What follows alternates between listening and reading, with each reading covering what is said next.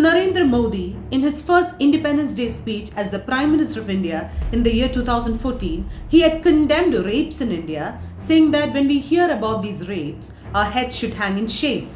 But after 10 years of ruling India under the BJP government, the official data and records show that crimes against women remain unabated.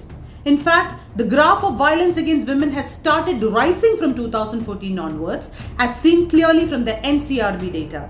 Records show that in 2014, around 37 crimes were committed against women every year, but by 2021, this number has gone up to a whooping 49 per hour, an increase of more than 30%.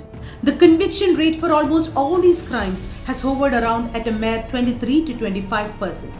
By 2021, the number of rapes happening daily was at an average of about 90 rapes per day.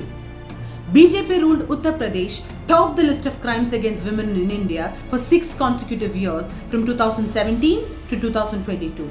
The horrifying rapes and murders at Hathras, Unnao and other places in Uttar Pradesh shocked the entire nation. The NCRB data has recorded a 94.47% surge in the sexual offences against children since the year 2017.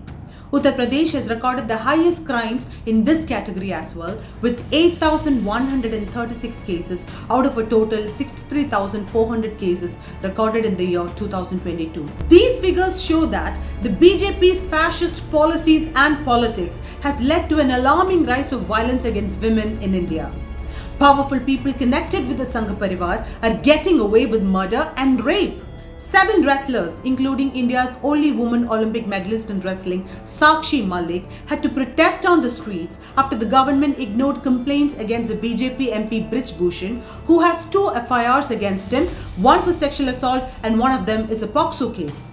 They accused him for subjecting them to sexual harassment for years during his tenure as the president for the Wrestling Federation of India. They demanded an investigation and his arrest.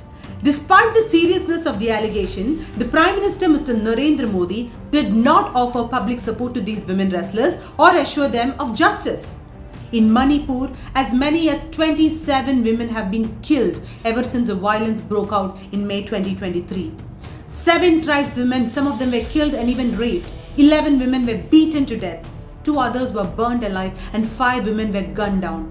During this riot, a 26-second video of the Meitei mob parading 2 Kuki tribal women naked through the streets of Manipur, it surfaced in the social media, numbing the collective conscience of this country. Crimes against women under the watch of the BJP government doesn't end here.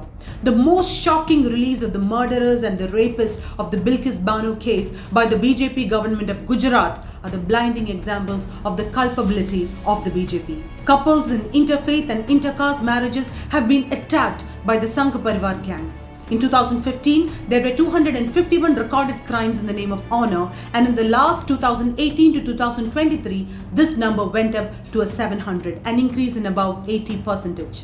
The BJP government has refused to pass a law against the honor killing, which has been a long-standing demand.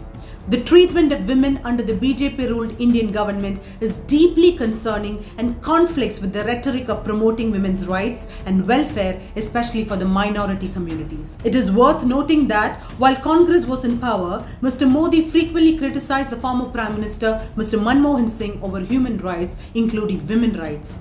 But not just women's rights, women themselves have been repeatedly violated under the watch of the BJP government.